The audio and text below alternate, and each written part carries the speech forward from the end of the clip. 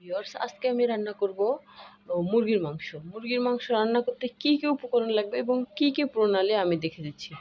দেখুন, আমি এখানে রেখেছি পেঁয়াজ কুচি, এটা হচ্ছে জিরা বাটা, এটা হচ্ছে রসুন বাটা, এটা হচ্ছে আদা বাটা, লবণ স্বাদ মতো, মরিচ যার যার পরিমাণ মতো, তারপর হলুদ গুঁড়ো এবং কাঁচামরিচ ফালি।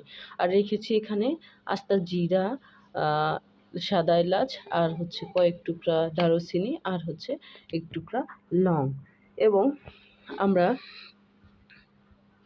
লবণ, মরিচ আর হলুদ গুঁড়া দিয়ে আধা ঘন্টা রেস্টে রেখেছিলাম। এটা আমরা আজকে রান্না করব এখন। এরপর তেল গরম করে সেখানে পেঁয়াজ এবং আসলাম মশলাগুলোকে ভেজে নিয়ে আমরা হচ্ছে কড়াইয়ের ভিতরে মাংসটা দিয়ে দিব, দিয়ে ভালো করে কষিয়ে নিয়ে এরপর আমরা পানি দিব, একটু পানি দিয়ে